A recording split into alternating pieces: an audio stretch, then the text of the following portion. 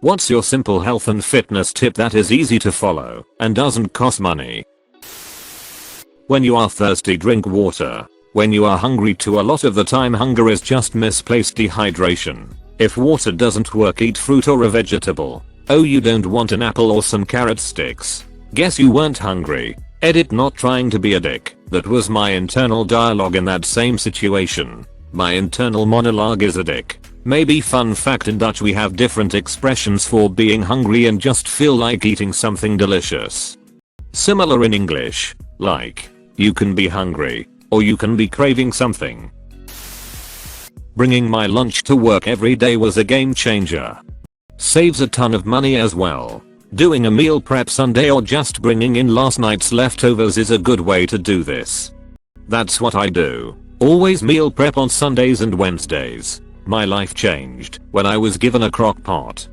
I much prefer to throw a few pounds of meat on the grill and then cook up wild rice, quinoa and some veggies once a week than a crock pot. I just prefer a pork chop to crock pot type meals. Do what you gotta do. It's how I work. If I feel like soups, I go with crock pot or some kind of braise. If you want grilled chicken and salad, I would use the grill or cast iron. Mostly if I'm on a budget and still want meat, I would get cheap cuts that can take a while to cook. I would brown on the stove, then add the meat and deglaze the pan to pour it into the slow cooker.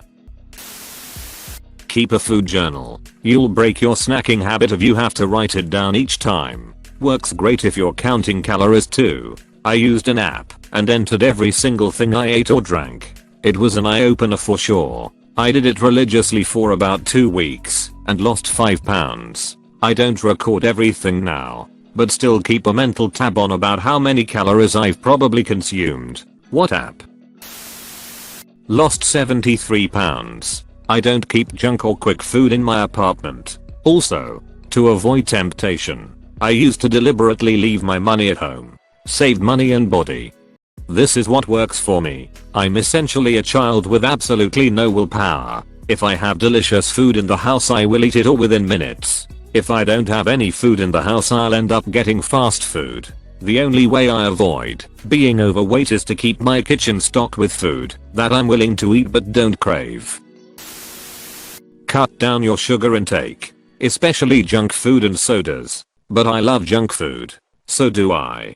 There is millions and millions of dollars spent on making sure that you love, crave, and buy it. However, if you just stop one day altogether, I think you'll be surprised at how much better you'll feel. Also, your taste buds will start to come back, and you'll start to appreciate things for what they really are. You'll eat an apple, and you'll be like, holy shit, this is the greatest thing ever. I tried this summer. The craving on days 3 and 4 caught me by surprise. It was fierce. Day 5 was a nightmare day at work and I ate a candy bar and it was the best thing ever and my resolve was gone. But then you try again and see if the urges subside. Eat for volume. Typically eating foods that take up more space per calorie is a great way to reduce your intake. Styrofoam pellets. Got it. I haven't seen those in such a long ducking time. If you live a sedentary life, pick an exercise you want to do that you can do in place. I usually do squats. When you get up to get a drink or go to the bathroom, when you get back to the couch, make yourself do 20 of that exercise. It's not much, but throughout the day, it'll add up. Or, if you want a bit more rigor, if you have cable TV, I found it useful to tell yourself I'll work out during commercials. So, when it goes to commercials, I'll do squats or sit-ups, etc. until my program comes back on. For people who are profoundly disabled, are there any exercises focused on the arms that help you lose weight or get fit? I'm struggling to gain weight. This isn't really for me, but I have friends in my Paris support group who are trying to lose and I've been looking for ways to help them out. A medicine ball is a good, versatile tool that can be used in a few different ways to target muscle groups. I keep an 8 pounds one in the kitchen and use it when I'm cooking, waiting for water to boil. 10 reps. Waiting on the microwave or Keurig. 10 reps. You can use one standing or sitting, and they come in different weights.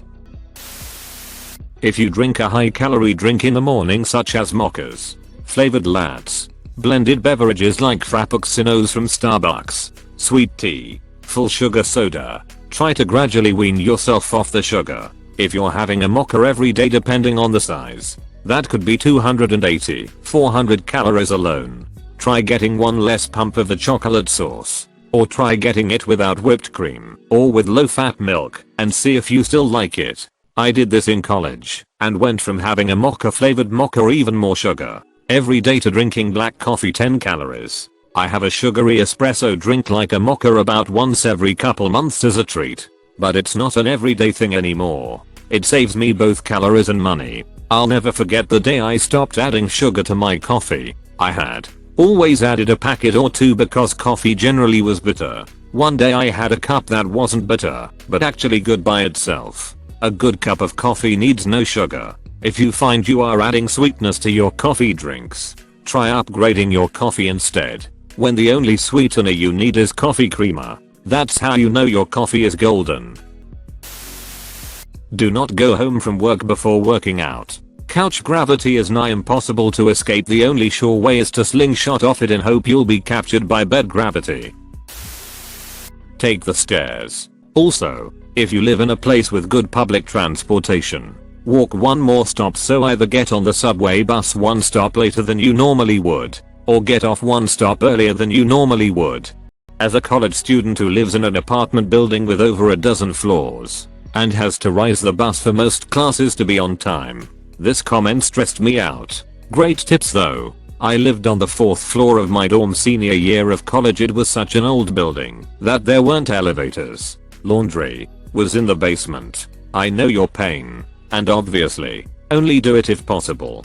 For me, the next closest subway stop to work is 6 blocks. So it's not that far, but it still makes me feel like I've done something for my health.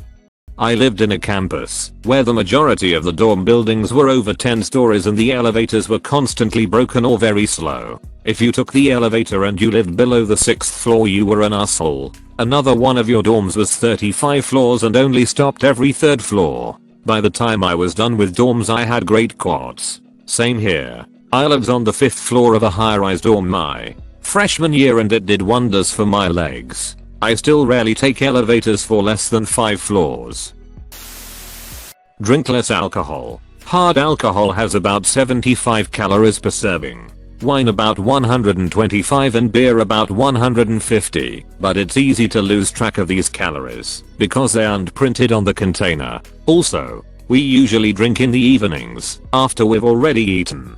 If someone brings a big birthday cake to work, you might calorie control by having a smaller, healthier dinner. If you're planning on going out for drinks, you don't think I'm probably going to drink 600 calories tonight. I'll just have a salad for dinner. You'll probably eat a full dinner. Probably a little heavier on the fats and carbs, which is good because drinking on an empty stomach is a bitch. But what this essentially means is you're eating an entire dinner, then going out and drinking another entire second dinner's worth of calories. Too long didn't treat alcohol has lots of calories. If you need to budget calories, you shouldn't give up food.